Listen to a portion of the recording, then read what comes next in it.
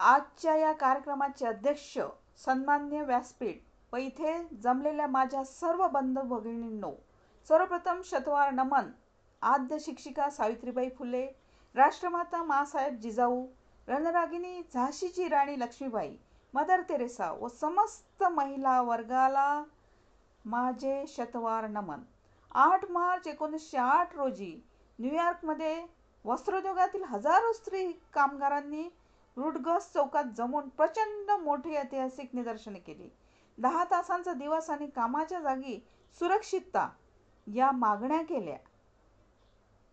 या 2 मागण्यांबरोबरच लिंग, वर्ण, मालमत्ता आणि शैक्षणिक पार्श्वभूमी निरपेक्ष सर्व प्रौढ स्त्री पुरुषांना मतदानाचा हक्क मिळावा अशी जोरदार मागणीही केली.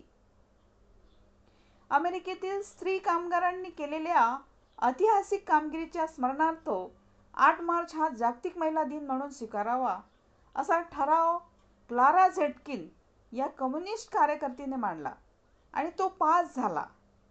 यानंतर युरोप, अमेरिका, इतर देशातही सार्वत्रिक मतदानाच्या हक्कासाठी मोहिमा उघडल्या गेल्या. त्यांचा परिणाम म्हणून 1918 साली इंग्लंडमध्ये, 1919 साली अमेरिकेत या मागण्यांना यश मिळाले. महिलांच्या प्रति सन्मान, आदर आणि प्रेम व्यक्त करण्याच्या उद्देशाने जागतिक महिला दिवस म्हणून संपूर्ण जगभरात मोठ्या उत्साहाने साजरा केला जातो. शेवटी मला एवढेच म्हणावेसे वाटते, तुझ्या प्रयत्नांना मिळू दे यश. यशाची सोनेरी किनार लक्ष लक्ष दिव्यांनी उजळू दे. तुझा प्रेमळ संसार, कर्तृत्व आणि सामर्थ्याची ओढून घे नवी झालर. स्त्री शक्तीचा होऊ दे पुन्हा एकदा जागर. स्त्री शक्तीला सन्मान माझा.